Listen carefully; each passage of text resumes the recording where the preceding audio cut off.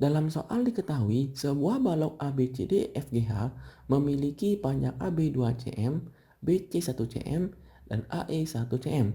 Titik P di tengah-tengah AB dan A itu merupakan sudut EPG. Maka berapakah nilai dari cos A? Untuk menemukan nilai dari suatu trigonometri, maka yang kita temukan pertama adalah bentuk segitiga. Kalau segitiganya merupakan segitiga siku-siku, maka gunakan perbandingan trigonometri dasar, sindami, kosami, ataupun tan desa. Kalau misalnya segitiganya sembarang, maka bisa kita gunakan nilai kosinus, di mana hal ini apabila semua sisinya kita ketahui. Kemudian yang terakhir, kalau misalnya kita nggak bisa menemukan nilai kosaminya, nilai kosinusnya, maka bisa kita gunakan identitas trigonometri. Mungkin penjumlahan dua sudut ya, A ditambah C, ataupun dua kali suatu sudutnya. Tergantung dari apa yang diminta ya. Nah sekarang dalam soal ini, ada sebuah balok A, B, C, D, E, F, G, H. Kalau gambar baloknya maka akan seperti pada gambar. Kita berikan nama A, B, C, D, E, F, G, H. Nah sekarang sesuai soal titik P itu di tengah-tengah AB. Maka titik P ini di AB. Panjang PB dan panjang AP memiliki panjang yang sama yaitu 1 dan 1. Karena AB-nya panjangnya adalah 2. Kemudian A itu adalah sudut EPG. Maka tarik nih dari B, tarik garis ke P dari E ya. Dari E tarik garis ke P dan dari P tarik garis ke G. Maka sudut EPG itu adalah ini. Kita misalkan besarnya adalah A. Kalau kita perhatikan ya, kita ambil segitiga EPG, maka di sini kita akan dapatkan sebuah segitiga yang sembarangan, bukan segitiga siku-siku. Maka perbandingannya ini tidak bisa kita temukan secara langsung.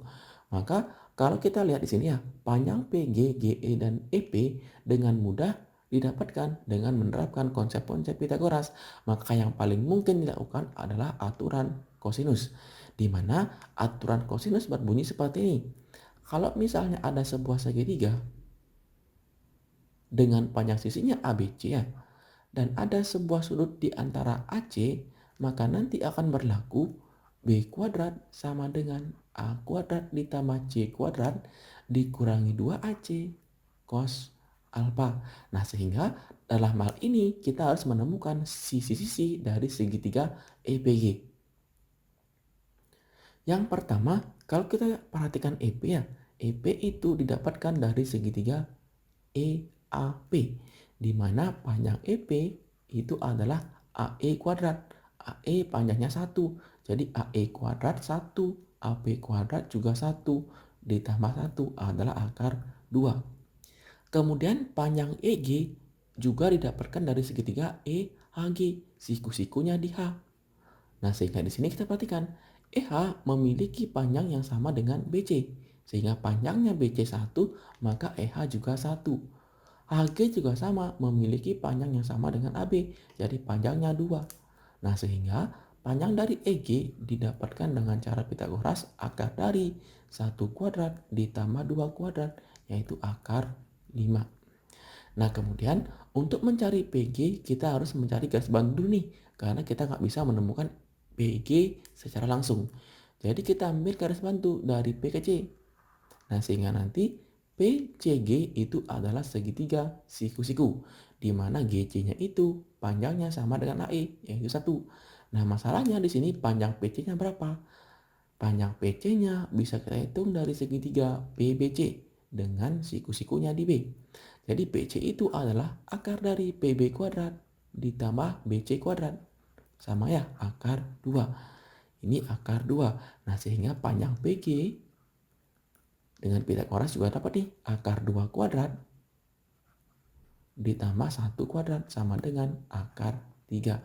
Nah, sekarang kalau kita terapkan aturan kosinus ya, maka akan dapat nih EG kuadrat depan sudutnya akan sama dengan kuadrat sisi pengapitnya, yaitu EP kuadrat ditambahkan PG kuadrat dikurangi 2EP PG cos alfa. Nah, sekarang kita masukkan nilainya. EG adalah akar 5.